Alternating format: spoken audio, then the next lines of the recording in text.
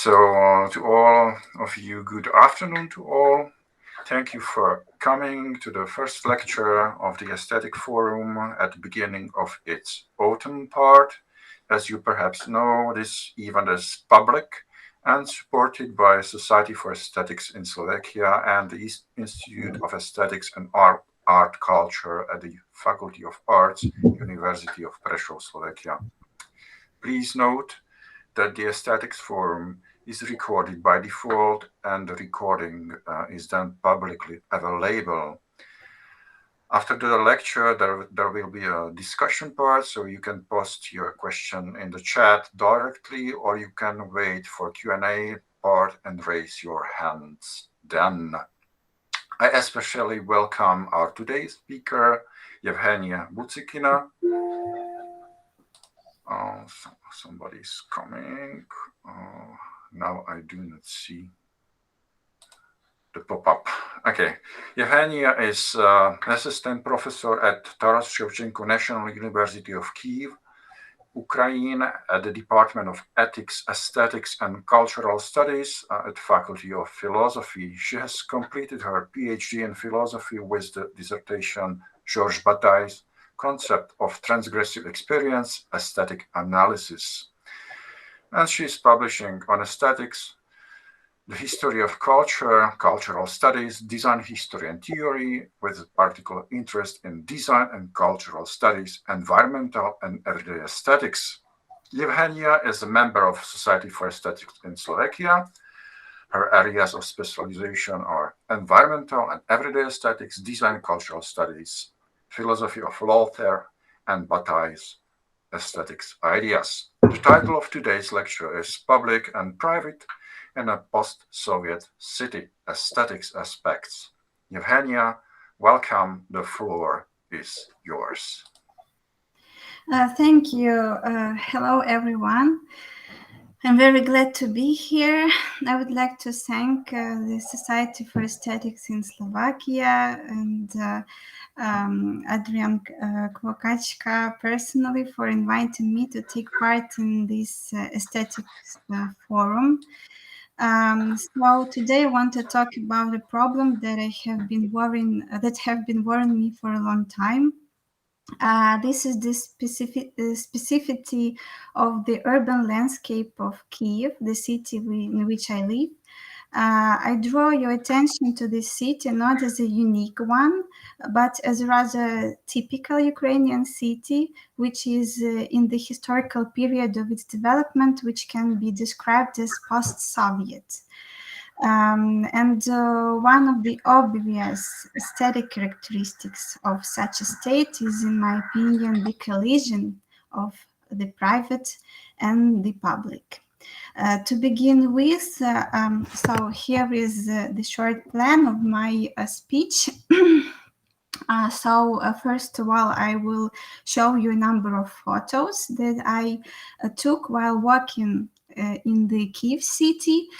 Then I will talk about the concepts of private and public using the ideas by Hannah Arendt. And also I'll talk about historical context of private and public in Soviet and post-Soviet society and the problems that are aroused around these concepts. And the third part it will be dedicated to aesthetical aspects and ways of analysis this problem that I have figured out. So let's move on. I used a method of walking in the city to share with you my aesthetic experience of being in Kyiv and my attention to the visual and audio multisensory relationship between the private and the public in the streets of this city. Looking at these photos, I invite you to highlight with me the points and lines and the corresponding ways of collision of the private and the public. So here are just some photos that I want to show you. that have these bright examples of what I'm going to talk about during this 40 minutes. So we can see that private actually collides with public within the city architecture, and it's very expressive when we look at historical buildings and the streets. First of all, I'm talking about balconies. So they are very expressive, like this capturing of private on the public space, public vertical and horizontal space. So we can see that this is just a very mundane situation about balconies and historical buildings. They are really make contrast when we look at the building, or just create a very new texture, for example. Yeah, and I would like to name a few these ways of collision, as I call it, of public and private.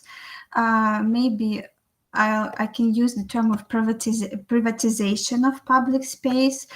First is capturing. So we can look at this balcony, which is like overhangs on our heads when we go on the sidewalk, and this is how it looks from the other side of the street. It's like the really added something to the building. Also, I can tell the same, the capturing about summer areas or terraces of cafes and restaurants on Kyiv streets. So they take the space of sidewalk and somehow make a boundary between the people that sit at the restaurant and people who walk by. So this is the light version. Yeah, we can also see different kinds of these boundary that is created on the sidewalks. And this is like the hard version of it. So almost the whole sidewalk is used for the terrace of a cafe or something like that. And it is the boundary is really strong, so we can see something like walls. It is just the segmented space in the public on the public sidewalk. Also, we can see some trees here just to make this boundary stronger. Also, parking cars on pedestrian sidewalks. It is the usual situation. So the cars, the drivers, and the pedestrians are usually some kind of enemies within the public space, and it's always a struggle for the space on sidewalks in the city. Also, another example is dividing the space and leaving the space for pedestrians. We can see that it's pretty not not decorated, and special space for the clients of this development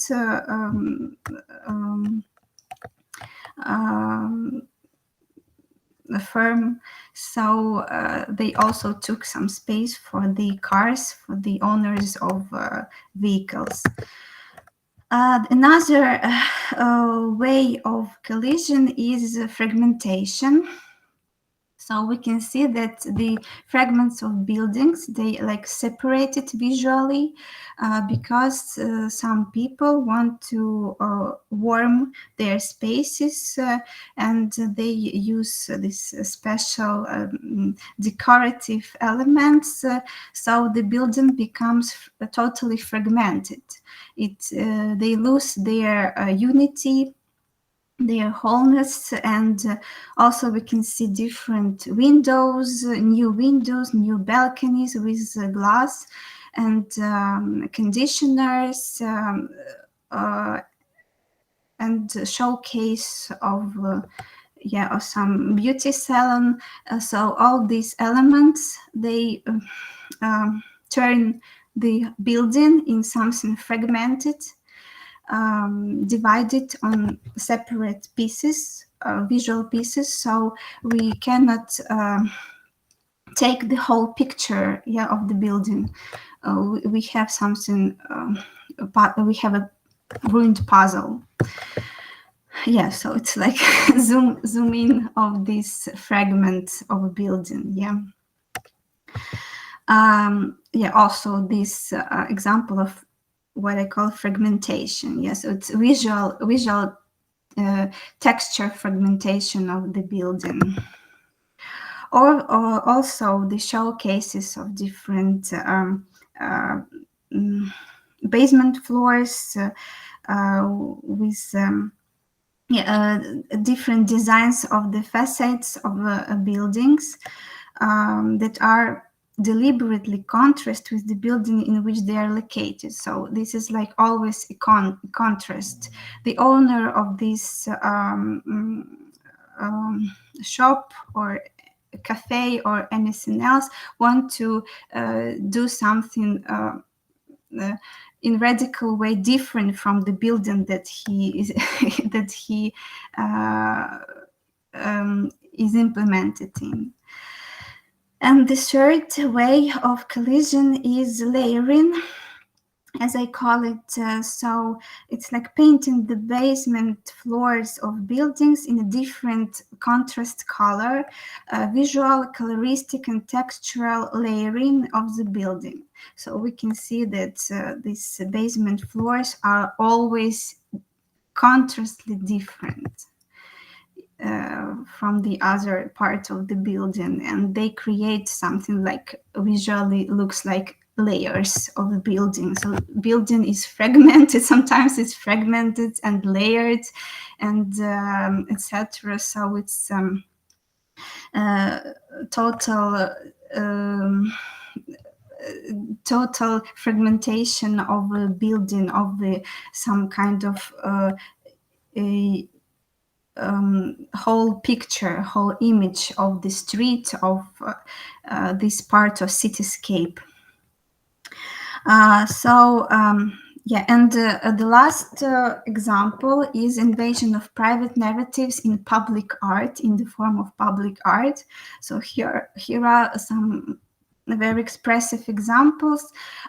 This sculpture, which is called River Love, was commissioned by a private entrepreneur and installed in a public part in the very center of the city.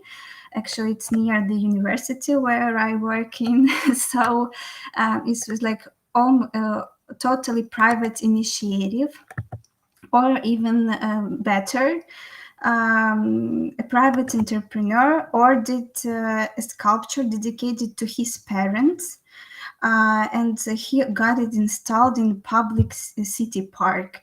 So it's like even more private, because these are very certain people, certain parents of a certain person, and their story, their family story is installed in private space. So whether you know these people, whether you don't know them, you just have to pass by this this private story, very intimate, actually affectionated story of a loving son. So I would like to analyze all these examples as the boundaries of even sometimes violent collision of private and public spaces in the urban landscape or cityscape, which are given to us in sensory experience and which can be given to us in the framework of aesthetic experience. In my opinion, analysis of these elements of the urban landscape is worth using a number of disciplines.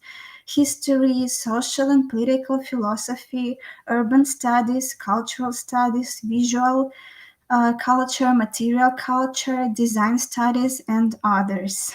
But a special place in this interdisciplinary analysis is occupied by the environmental aesthetics, since it is with the help of aesthetic analysis we can grasp the essentially perceived elements of the city as a result of the experience and emotional response to which the aesthetic experience of a city dweller is accumulated. It is experience that allows one to reflect on the state of the city and strive to change it through civic associations and grassroots practices. So it has some ethical and practical consequences built in. First, I would like to limit the concept of public and private within the urban landscape, urban space, and I address to Hannah Arendt's work, The Human Condition, where she analyzes these concepts referring to Aristotle. So when we start from ancient Greece, there the public realm of the city-state was the realm of speech, action, and freedom, as contrasted with the private realm of the household, oikos, that was the realm of violence and necessity, or if we refer to Hannah Arendt, of private private life concerning the aspects of body life, like the birth, the labor, etc. I will give you the several citations of Hannah Arendt that I think are very important. So she argues in her Human Condition then that a man who lived only a private life, who like the slave was not permitted to enter the public realm, or like the barbarian had chosen not to establish such a realm, was not fully human. We no longer think primarily of deprivation when we use the word privacy, and this is partly due to the enormous enrichment of the private sphere through modern individualism. However, it seems even more important that modern privacy is at least as sharply opposed to the social realm unknown to the ancients who considered its content a private matter, as it is to the political, properly speaking. So this opposition is still prominent and actual for us, but it has changed its meaning from the ancient times during the European history. The decisive historical fact is that modern privacy, in its most relevant function, to shelter the intimate, was discovered as the opposite not of the political sphere, but of the social, to which it is therefore more closely and authentically related.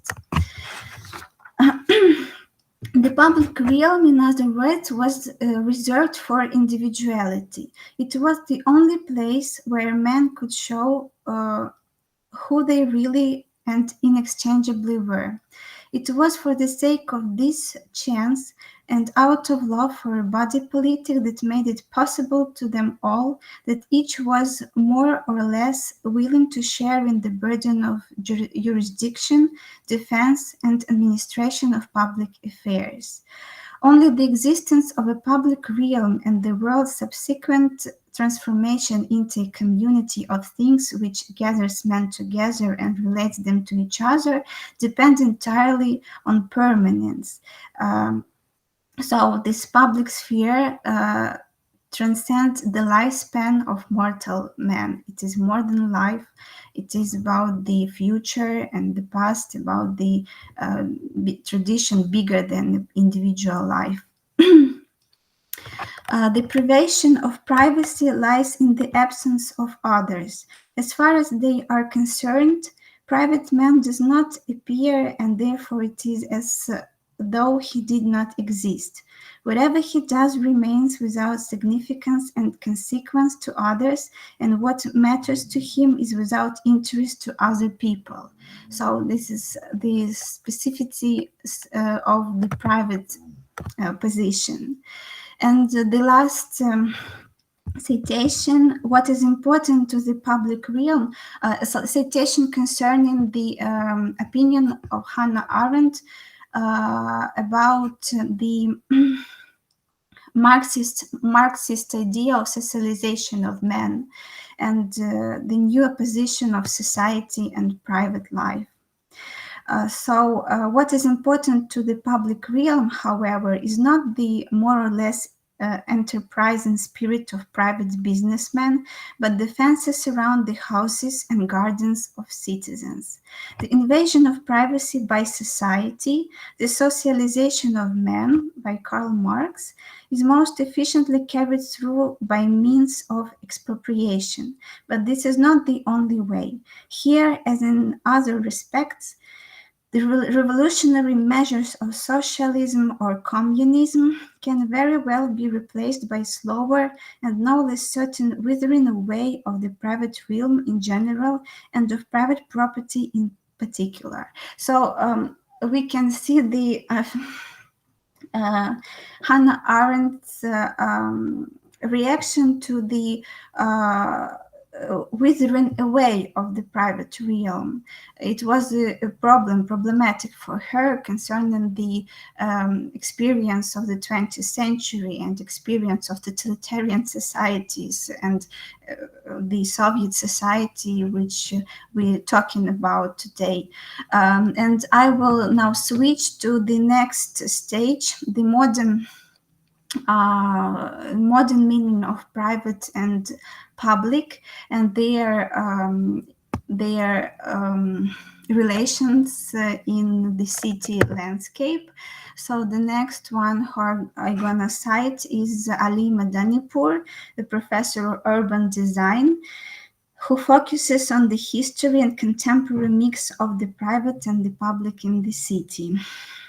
In his work, Public and Private Spaces of the City, he says that private sphere is a part of life that is under the control of the individual in a personal capacity, outside public observation and knowledge or state and official control.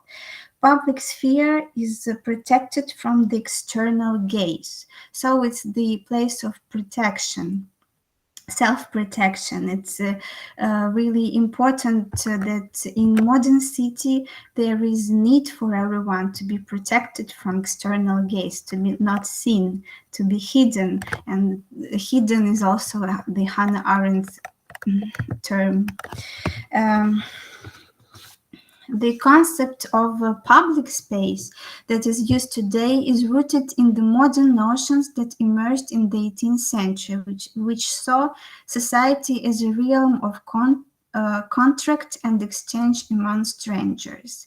Breaking these ties, however, required a new cultural framework reflected partly in the promotion of good manners to enable effective exchange among total strangers. So the public space, the public realm is associated with contract, with the possibility of finding something in general, something common between different people that live in a big modern city. A public space is the institutional and material common world, the in-between space that facilitates co-presence and regulates interpersonal relationships. Shared experience also becomes possible by co-presence with others through the same institutions such as rituals, performances, and public opinion, etc.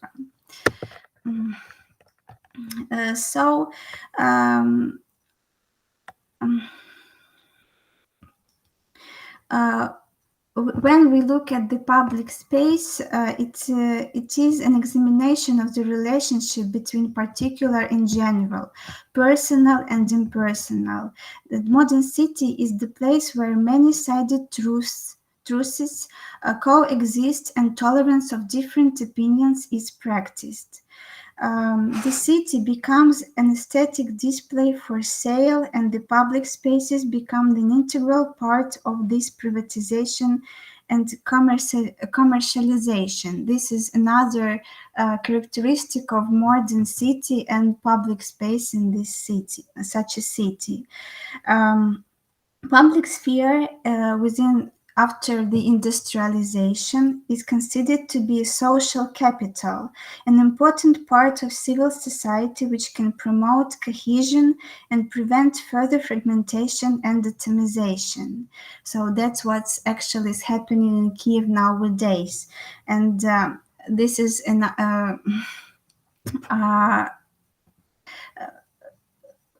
see another situation from what Ali Madanipur talks about. Also, there are some key characteristics of public and private spaces relationship in modern cities that he talks about. First of all, he talks about the necessity of neighborhoods, so this semi-private, semi-public agglomerations of people that live together. And next, he talks about that private and public spaces are a continuum, which is pretty important for my speech because it's also their relationship is semi-private, semi-public. It's not, we don't have these strict lines, strict boundaries nowadays. The boundary between the private inner space of the self and the public space outside is the body itself. So it's very dynamic. It concerns the body of a citizen, of a city dweller integrated in these spaces. And at last, Ali Madanipur says that about the boundaries are simultaneously means of separation and communication. Colonnades, front porches, semi-public gateways, elaborate facades, and courtyards are some of the ways the boundary between the public and private has been articulated to allow interaction and communication between the two realms. So he focuses on these different boundaries that are dynamic, that are continuous, and that are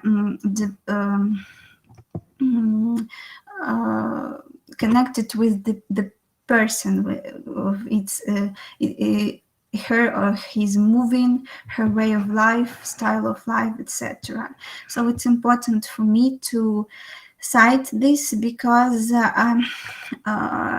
it brings this vague character of modern city, which I think is pretty actual for post-Soviet city, this vagueness.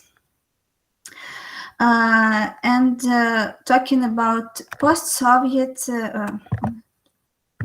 post-Soviet capitalism, I address Anna Zhelnina and her paper Learning to Use Public Space, Urban Space in Post-Soviet St. Petersburg. So her research is pretty similar to mine, this problematic. And so she uses the addresses the problem of privatization of public areas, and this problem is strongly connected to the issue of public space, since these are the spaces where inequality, exclusion, and lack of participation become visible. So this is very common. This is the common characteristic of any post-Soviet city, and you have seen the visual examples of this in Kyiv, from Kyiv streets. Public spaces can also act as spaces for conflict and alienation. The privatization of public spaces and the social process leading to it are growing individualism and alienation of urban life. So it's the symptom of the post-Soviet society, and which can be visualized in the city streets and city landscape, and which we can perceive visually, multisensorily, and make an aesthetic experience of such a situation. So if we go a little bit in the past and look at the public space in socialist cities, so in the USSR, there, so we can have such characteristics that such traces of the Soviet past that still shape the modern culture of cities and the citizens' identities. So Anna Zhelnina argues that in the USSR, the land, urban or rural, was entirely owned by the state and formally belonged to everyone. To everyone, it's like. It means that it was nationalized. The public space within this concept was supposed to be a place of collective actions controlled by the authorities.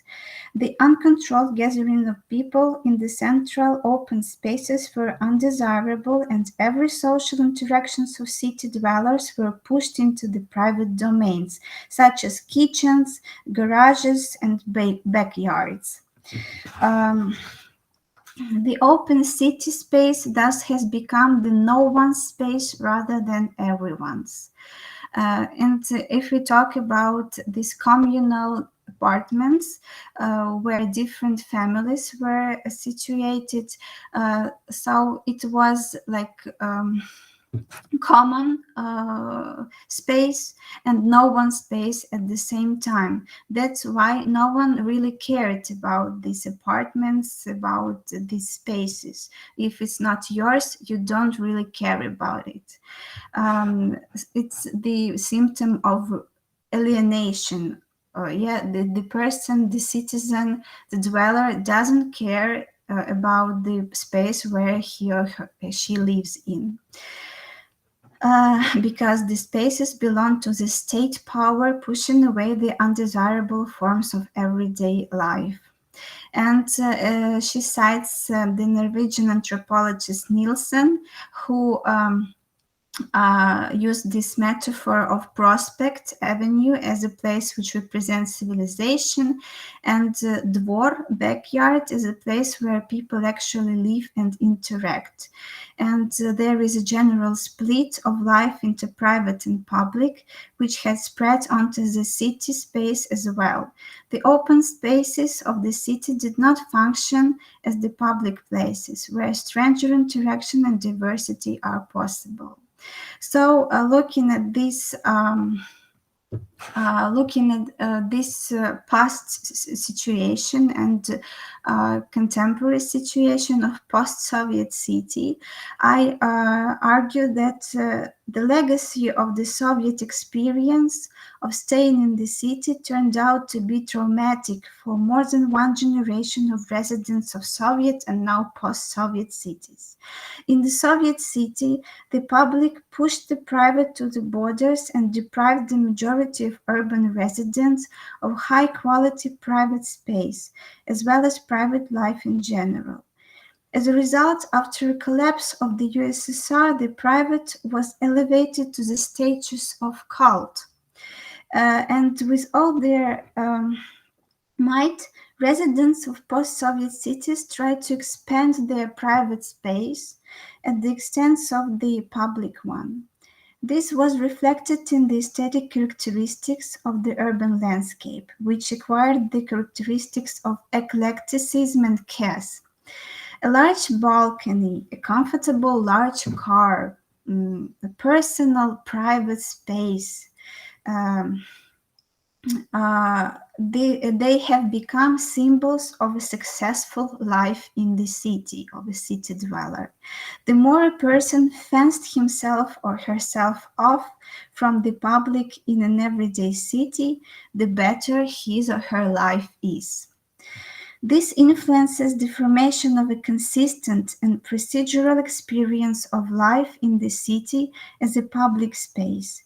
Due to full immersion of a private citizen of a city, it fragments the urban landscape within the route, apartment, car, destination. The service sector adapts to these requirements. Shops, beauty salons, and restaurants decorate the entrances and facades, fundamentally fragmenting the building in which they are located. Thus, their client is, as it were, abstracted from the context of the city.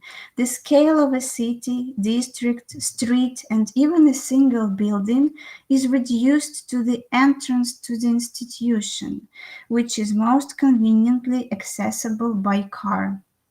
Now I turn to different, I have a little time, I know, left. So I turn to different approaches in aesthetic and philosophy to analyze the urban landscape transformed by the post-Soviet trauma from the lack of the private, and as a result, the collision of the private and the public in the post-Soviet city.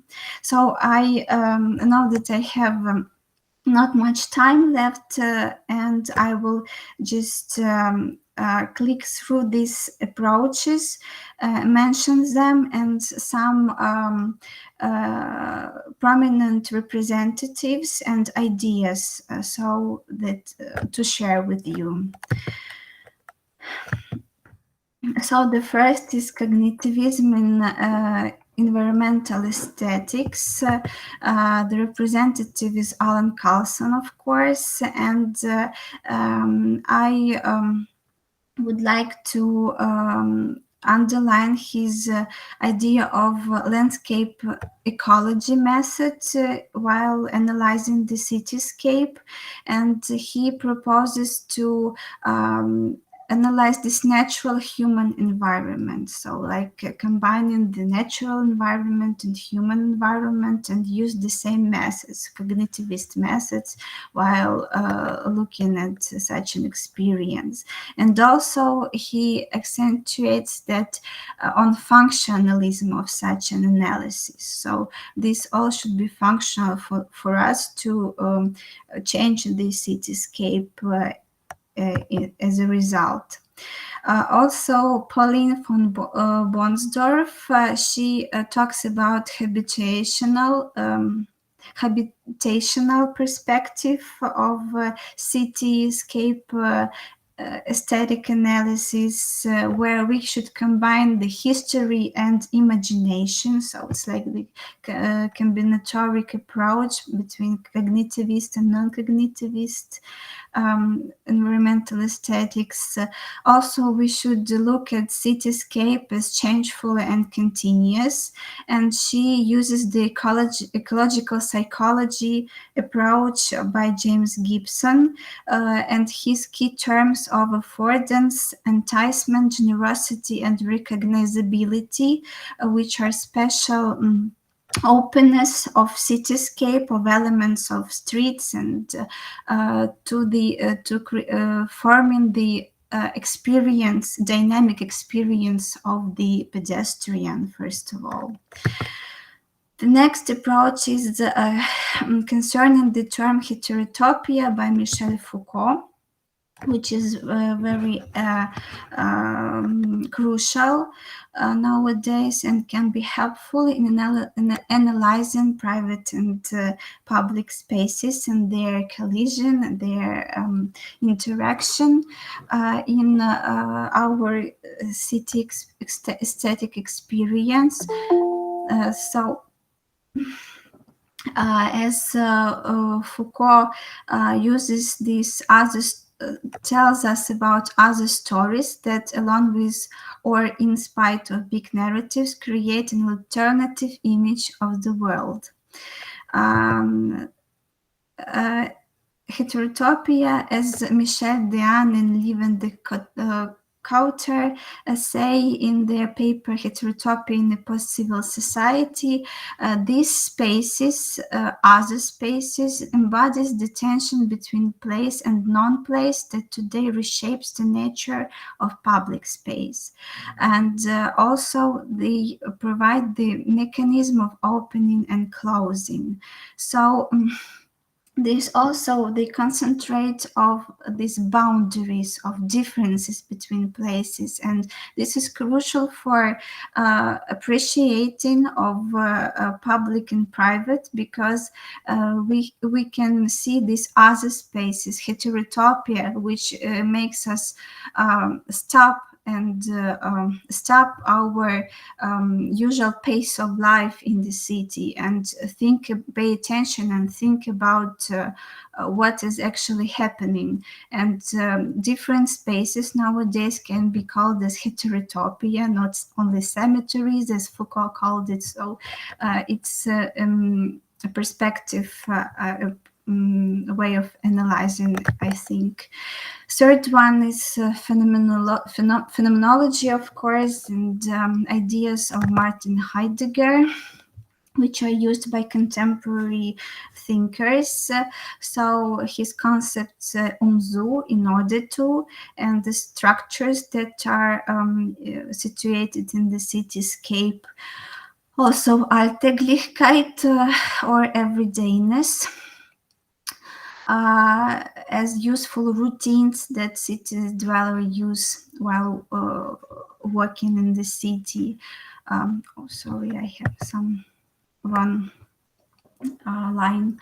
And Vihanninjoki, he also addresses Martin Heidegger in phenomenological analysis of cityscape, and he talks about aesthetics of place and its fundamental life world constituting role.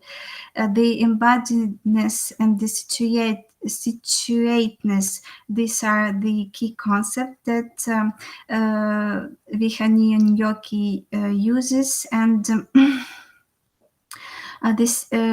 he talks about the city's multiplicity of places. So it's always about some kind of plurality that we deal with in the modern city and in post-Soviet city also, as I think.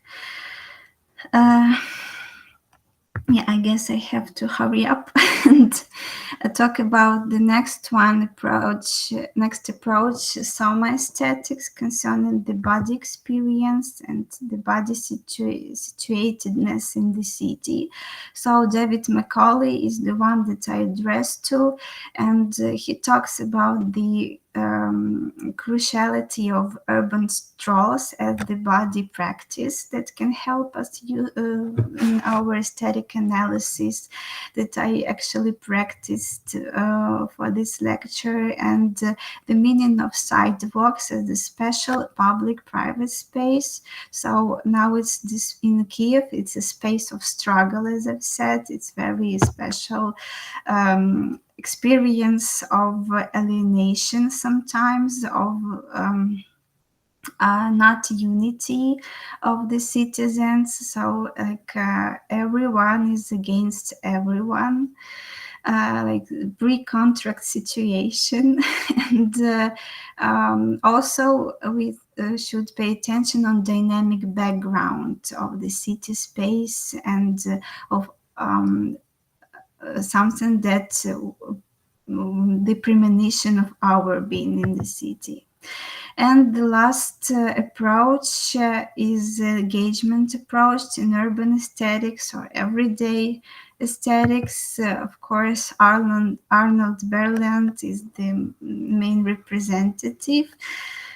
And the key ideas, his key ideas are reciprocity of people and place, embodied consciousness, conjunction of past and place, and also he pays attention on so-called urban trompe l'oeil, which are the places that have no meaning, just represent some images.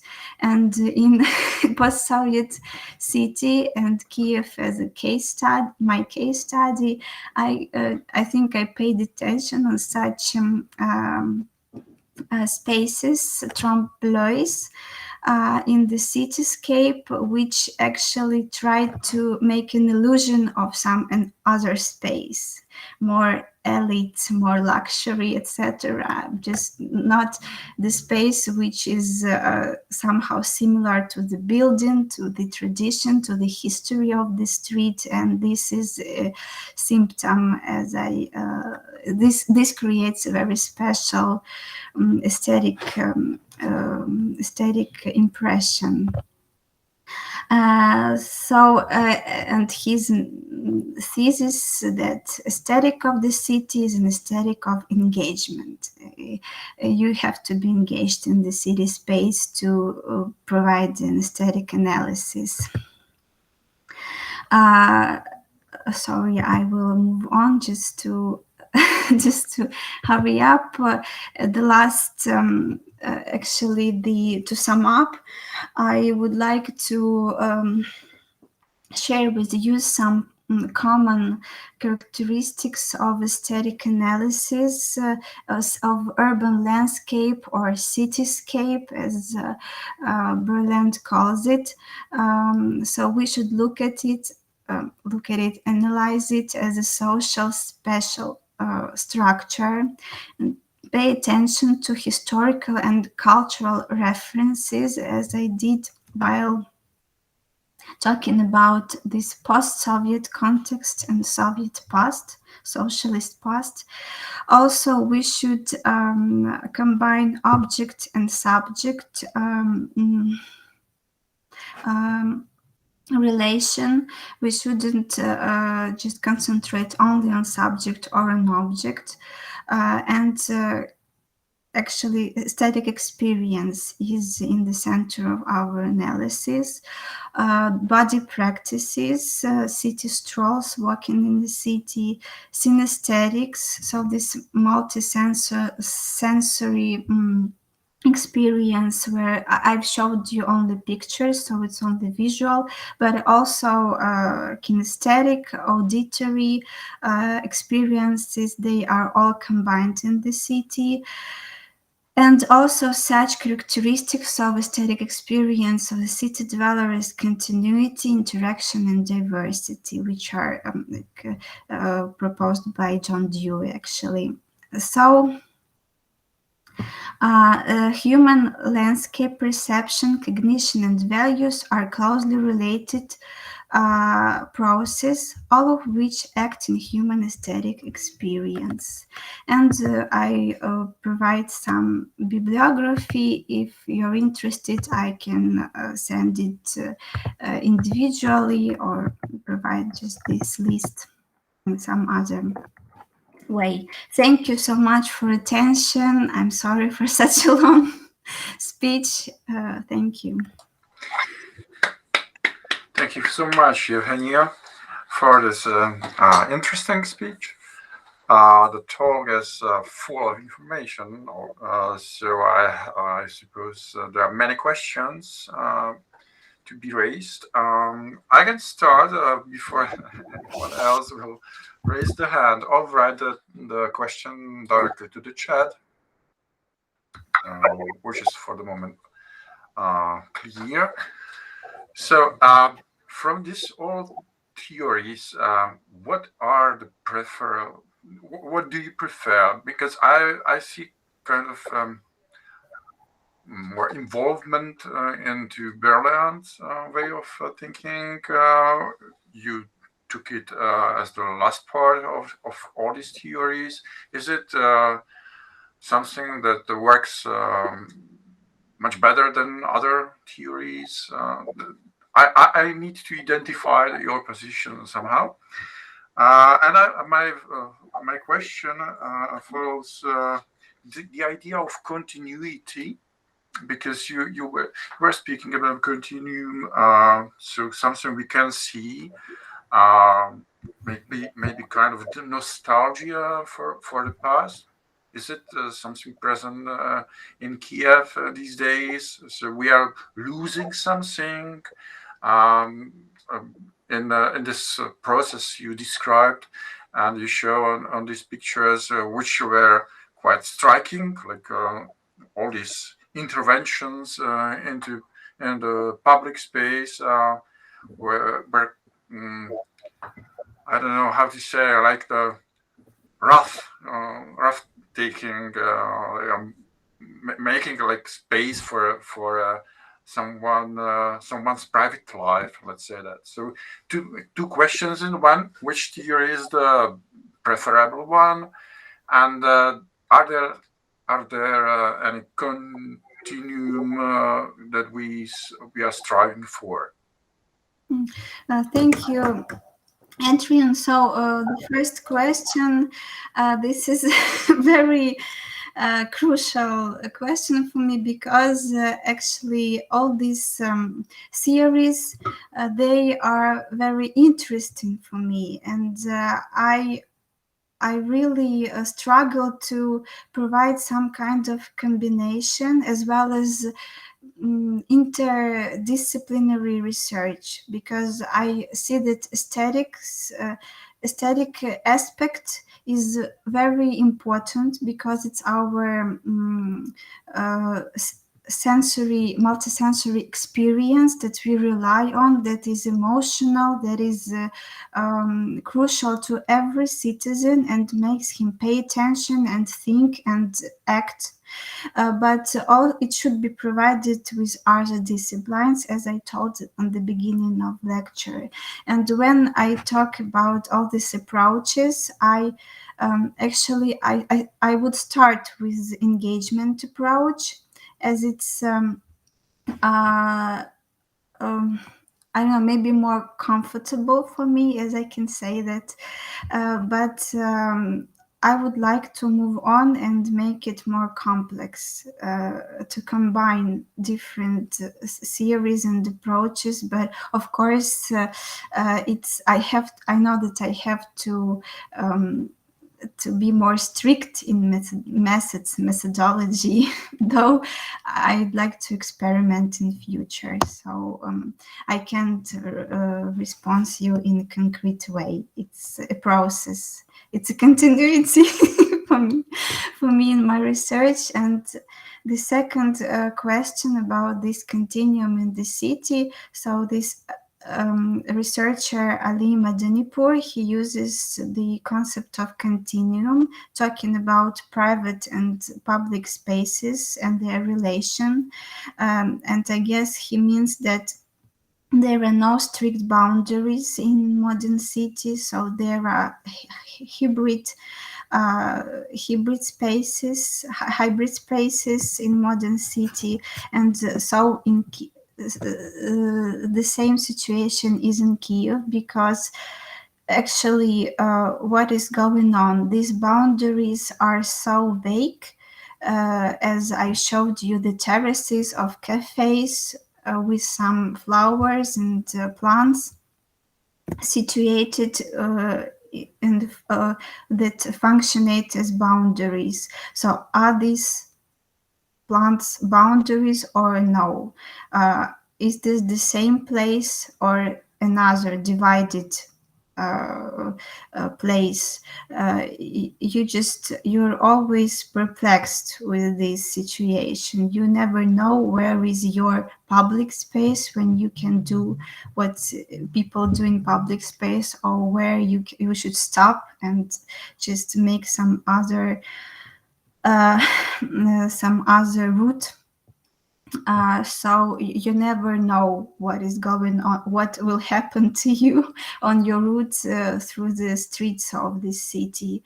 So it's I guess it's like the negative side of such a continuum. And talking about nostalgia and time continuity, about the past, it's very interesting actually theme, because people who don't have such privileges as personal vehicle, personal car, and all this parking, they feel something like resentment, and they usually feel nostalgia for Soviet city space where everything was ordered, and you always know what's gonna happen, and you have no private space, but it's easier to live because everything is clear in both meanings of this world. The space is really cleaned, and it's clear how the space is gonna uh, um, turn out. And also there was a not a myth, but an idea of Kyiv as a green city, park city, garden city in Soviet times, and it was really very green. And now all these public gardens and green areas, um, they are ruined, and the new buildings are built on them. So it's the chaos of buildings actually in Kiev, and this is one of the serious problems in the city. But and a lot of people really feel nostalgic of the Soviet times, actually, or of empire, even empire, Russian Empire times before the revolution of 1917. So yes, there is this feeling of continuity, but not as involvement in tradition, but as some regression, a feeling of regression, that it would be better if people don't want to take responsibility, but they want someone to take responsibility for them and their space. Yeah. Thank you so much for this explanation. We have in memory your previous talk about Rusanivka channel. We are editing the book now with Lisa, so we are engaged also in this way of thinking about the city of Kiev. Yeah, Lisa raised the hand. Lisa, please ask your question. Yeah. Hi, Eugenia. Hi. Hello. Nice to meet you again. Yeah, so, no, okay, no, sorry, the message appears to me. So, what you were saying was striking to me, because in Italy, of course, we are not a post-Soviet country, so we don't share the same story. But still, we do have something similar, especially in the south, let's say South Italy, from Naples to, the southern part of Italy. We have some sort of, same feeling that what is public is of nobody. So people just care about their own private space, and what is just, in front of their small house garden is, who cares? They leave trash. Everything is very dirty. Nobody cares. There is really no sense of, the idea that what is public is everybody's. So it's shared. And one of the points is, how can we somehow manage to, to prompt people to feel that the public space is everybody's space. It's not nobody's space. It's not nobody's land. So what kind of practices do you think that may help this, sense of appropriation in a good sense? You were talking about the gardens in the essay, but maybe you have, I don't know, other examples that could be interesting to share. So like in Italy, we have this phenomenon of street art, which is now very common. So there are many street artists who are somehow reappropriating these spaces which are abandoned and desolated and so on. Maybe you have So this is something like, yeah, just to, if you have some other examples of these that you may want to share. Thank you. Thank you, Lisa. It's a very interesting question, actually. What practices can be provided to change this situation? Actually, in Kyiv, there are a lot of happening, because there is a big how to say that plurality of thoughts about the architecture of different time periods, especially of Soviet period, Soviet modernism of the 70s, 80s, the late Soviet period. And actually, this architecture is the object that becomes the field of battlefield between the people who actually can appreciate it and the people that look at it only as a space where they can build some new buildings with a lot of floors and a lot of apartments to sell. So actually, it's a opposition of two kinds of looking at city landscape and its elements like buildings, streets, etc., as something that has aesthetic value or something that just has to be a platform for a new building. There are activists that make actions like public artistic actions and performances on the city streets, and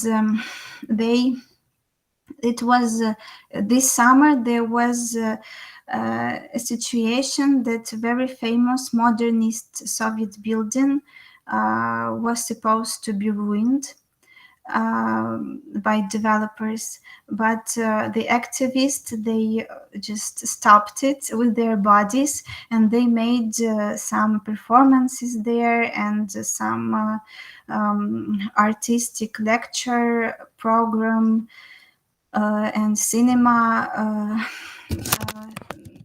showing. So they just were struggling in artistic and educational way for this building, which has some value for them. And usually it's a younger generation of the city dwellers, people from 20 to 35, who actually are who can appreciate it.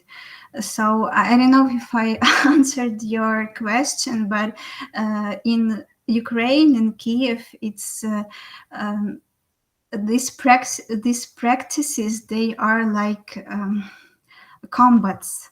They are really serious, and they involve some criminal things. So these activists, they become victims. Because we're talking about developers and their money, and the sorry. So it's I guess that this aesthetic aspect is the thing that can change things, actually. So whether you can appreciate it and you become someone who changes things, or you can't appreciate it. So the question is, who will win in this battle? Because there is a battle for the cityscape in Kyiv and other cities nowadays. I don't know. I'm not sure that in Italy it is the situation is as serious as in Ukraine, because there were so many historical revolutions in such a density in time. Yeah, I mean, yeah, of course, we have this situation maybe more localized in, part of the city districts. So, the district where I live, for instance, is near the university. So it's full of students, and there are many places that are occupied by, let's say, activists and students and so on. And there's always a struggle because these places, sometimes they need to, they're bought by somebody who wants to build a mall or something. And then there is a resistance from people who leave these places and try to make them fruitful for the community. So I don't know, like public cinema or lectures or artistic events and so on. And there are many struggles, but let's say not everywhere in the city. For instance, in Rome, of course, the city center is more like, because it's touristic, so it's in some senses, gentrified and so on. But other parts of the cities are more controversial. Yeah, but in Kyiv, even the most city center is controversial. It's so controversial that it's a tragic. Yeah, thank you. It's I guess it's good to know that in such Western countries, like southern Western countries of Europe, there is such a problem. Yeah, I know that the problem of privatization of public space is everywhere. Everywhere. Yeah, even in most developed countries and societies. Yeah, it's the huge trend, I guess, in urban life. Okay, thank you for this question and the answer. I took a note about the city. I do not remember who was quoted about the city as a static display for sale. So until we take a city as a static display for sale, we have problem for when dealing with the city, I guess. And I see among us someone who is using the account from Russian Society for Aesthetics, so Российское эстетическое общество. Maybe Artem is there. I don't know. Maybe if you can share the situation in St. Petersburg, or do you face the same troubles there? Are there any similarities, if I can ask about it?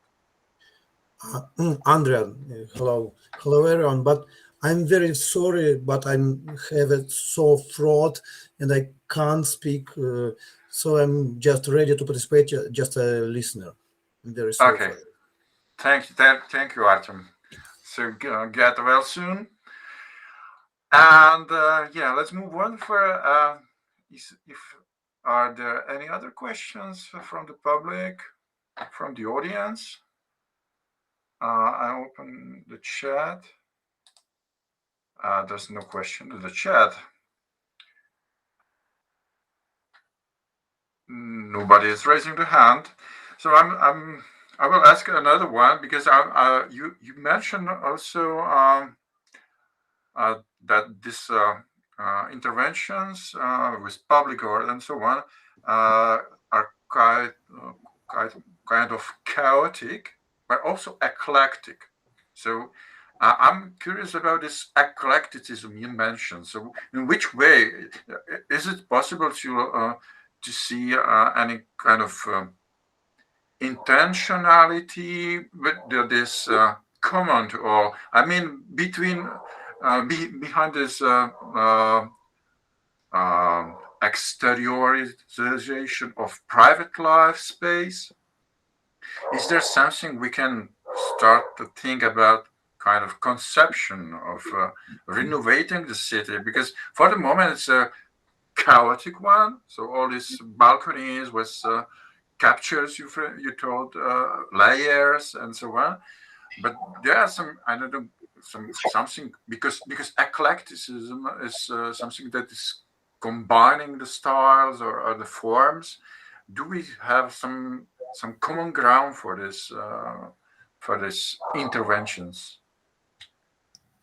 Thank you for this question. I used the term of eclecticism, I guess, in negative connotation, because it's actually the result of chaotic transformation of city landscape, because this is the consequence of privatization of public space, of this collision, as they call it, because everyone who has in our public spaces, we can do anything we want to, and transform it as we like, as we want it to be, whether of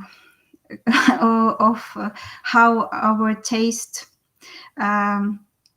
tells us, but and the same principle is provided in public space now. So you just you never know who decides how this or that element of public space looks like, why why such a way, and usually it evokes scandal in because sometimes it's really hideous. Just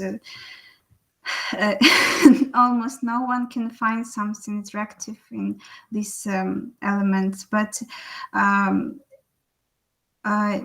sometimes it's just absolutely functionalist. So like these balconies, people don't think whether how it will look like, how it will be the element of the facade of historical building of this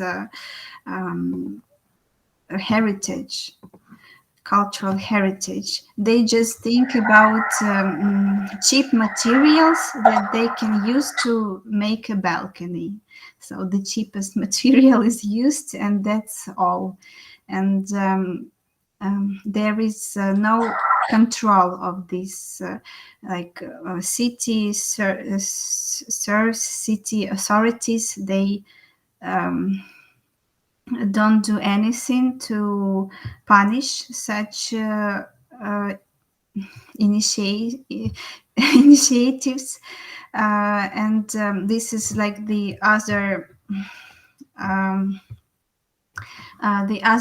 problem. If in the Soviet Union there was a total control, today there is almost no control.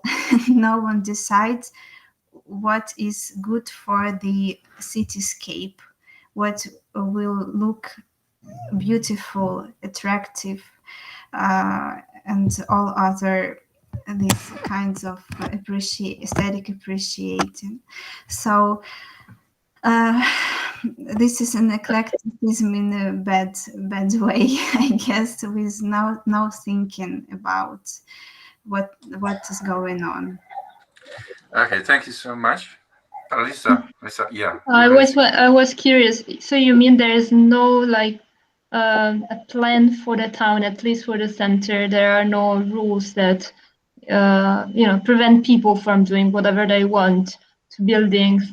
Because that happens also here in some sense in the periphery of the city, or again in small villages and cities that are not very relevant. So southern cities, small cities, and so on. But otherwise, there are very clear, plans that concerning what you can do. Also, for instance, the color of the buildings. You cannot just restore something and decide, the color you prefer. You have to, stick to the town plan, and the building must somehow combine with what is next to it, close to it. So I was wondering, there is nothing of this sort, not even in the center of Kyiv. They started to provide some rules about signboards, that they shouldn't be massive, they should be integrated letters in the facade of building, but there are only some unique steps concerning this thinking about the cityscape, how does it look. But there is a general plan of Kyiv building, and it is a huge problem because it was made on the basis of corruption. So developers, they have their people in the city authorities, and general plan is about these new buildings that are actually dehumanized, absolutely dehumanized. And some activists, they struggle against this general plan until I guess 2025. Or I can be mistaken, but there is such a process.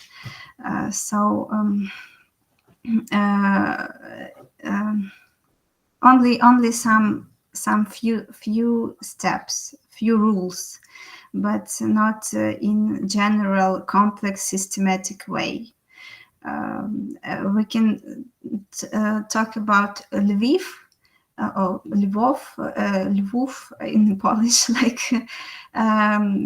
it is the city where a lot of things are made in the city center, historical center, but it's moved by the entrepreneurs, by the owners of hotels, restaurants, who want tourists to come and take time in the city center. But when you step out of this historical center, that it's all lost. And the citizens of Lviv, they don't feel this this as tourists do. But it's better than in Kyiv. It's at least something. Okay. Thank you so much. Yeah, we hope that the situation will be developing in a better condition of city of Kyiv, because now it looks like a welcome to the jungle. We are doing what we want, no rules. But I hope for better future for preserving the building facades and so on. Yeah, thank you. It's still a beautiful city. People do visit. I was joking, I exaggerated. I'm sure that there are many things to visit, and sightseeing definitely are beautiful. Okay, if there are no other questions, I would like to thank again Yevheniia for this interesting talk. Thank you so much. Thank you. Thank you so much.